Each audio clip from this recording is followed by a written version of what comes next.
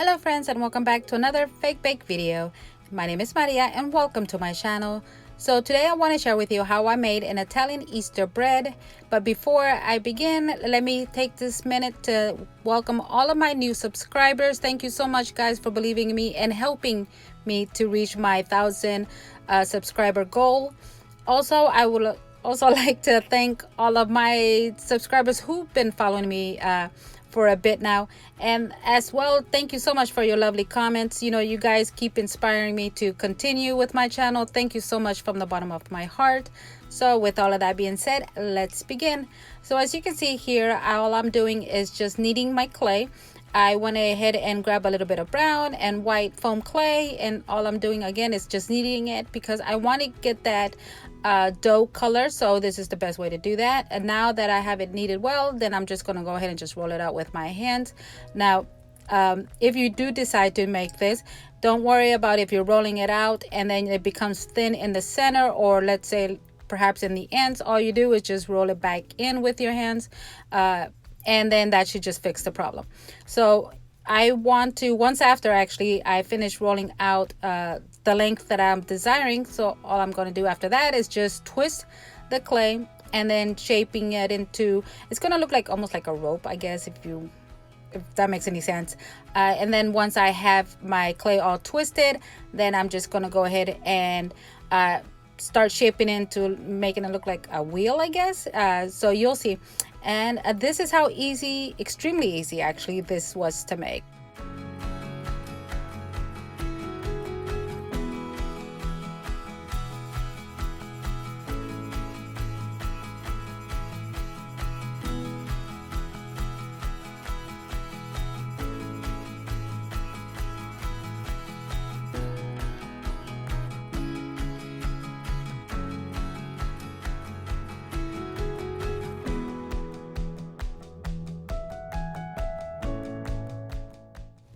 Okay, so this is how I did the first Italian Easter bread.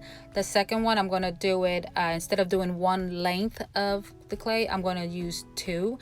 And again, all I did was just cut two pieces out and make sure that they both were the same length, and then just twisted them.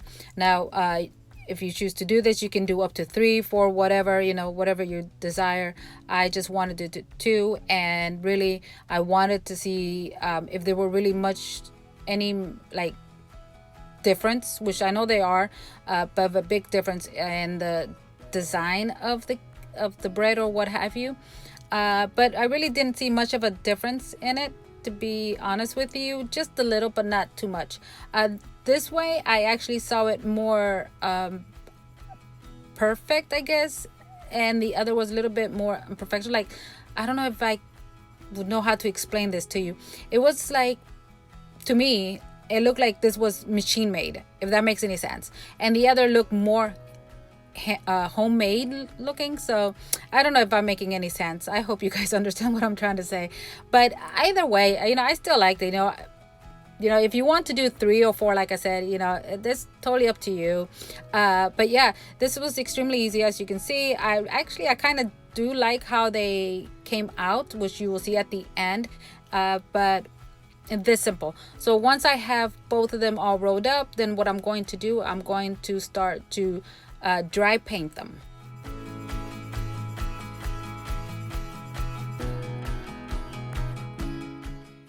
So now that I have both of the breads done, what I'm going to do next is I'm going to dry brush them. So I am going to be using golden brown, and all you do when you dry brush is that you get some paint on your brush and then you just dab it off, or you wipe it off on a piece of paper or cardboard, whatever you have in hand, and then you just start brushing.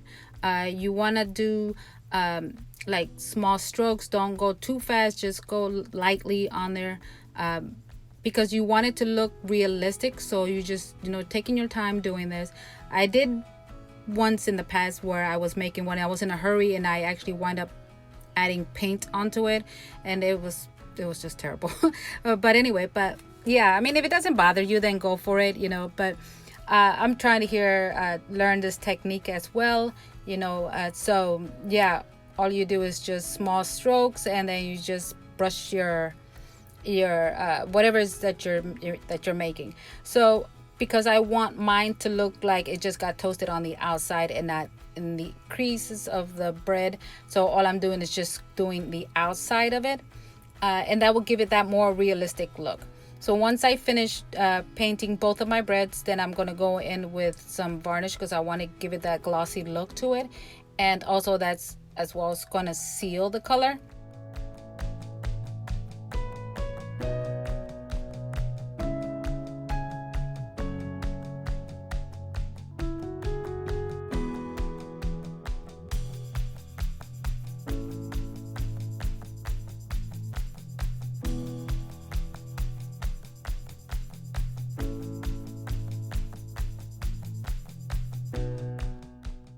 Okay, so for video purposes, I did speeded up the video just a bit there when I was dry brushing my bread.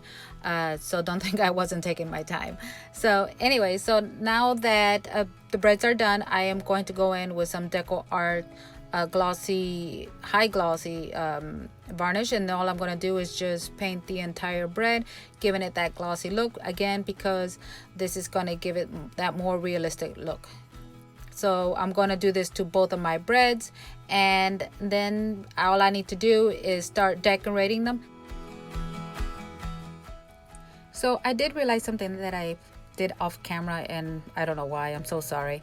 But what I did was I grabbed my old toothbrush and I started dabbing my piece of bread to give it a more realistic look. Now you can do this if you choose to. This is optional. But again, you know, I wanted to give it that more of a realistic look. So the best time to do that is just after you finish molding your bread. That's when you want to use your toothbrush and just start dabbing. Don't go hard, you know, just lightly dab it all the way around or as much as you want. And that should give it that realistic bread look.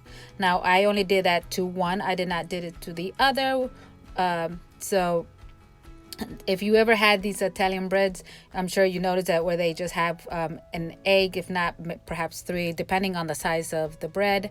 And they also have some with little sprinkles and what have you. I mean, you can go ahead and decorate yours however you want.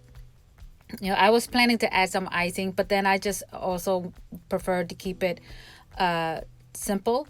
So I think these came out cute. You know, I do love that how the one with the blue egg looks more realistic, and then this one obviously it looks to me more like machine made, if that makes any sense to you.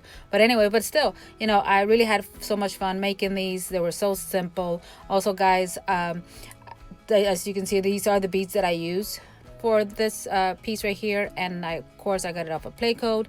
So I'm going to go ahead and list everything in the description box below that I use in this video. And thank you so much for stopping by. I really appreciate every single one of you. So until the next time, my friends, stay safe, be kind, bye.